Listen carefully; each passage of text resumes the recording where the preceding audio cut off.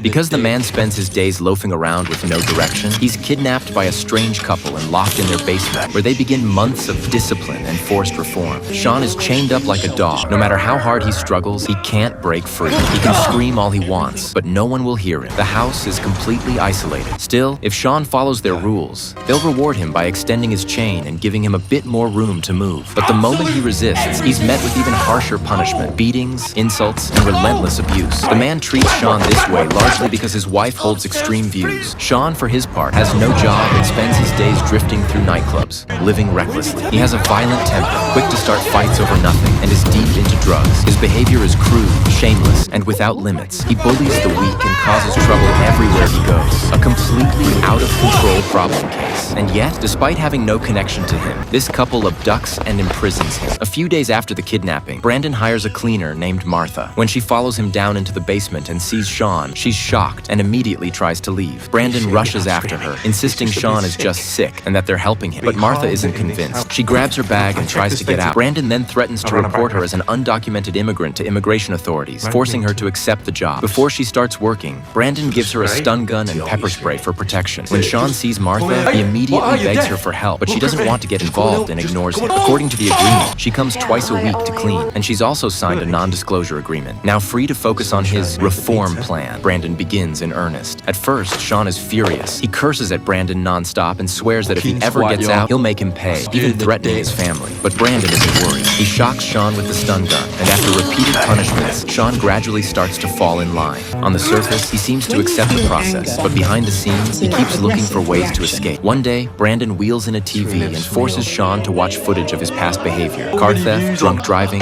vandalism, and actions that endangered public safety. But instead of feeling remorse, Sean sees how much attention his videos got online and actually feels proud. In response, Brandon starts playing traffic safety videos he made with his son, constantly lecturing Sean. Even at night, he plays emotional management lessons while Sean sleeps. Eventually, Sean appears to realize his mistakes. Wanting to show the results, Brandon brings his wife down to see the progress, but Sean suddenly throws his urine-soaked pants in her face, then lunges forward and locks his arm around Brandon's neck. Even unarmed, Brandon can handle it. He delivers a sharp elbow strike and knocks Sean down, then goes upstairs to sincerely apologize to his wife. Moments later, Brandon storms back into the basement with a box of tools, only to find Sean still shouting insults. Finally losing his patience, he blasts Sean in the face with pepper spray and then beats him brutally with an iron rod.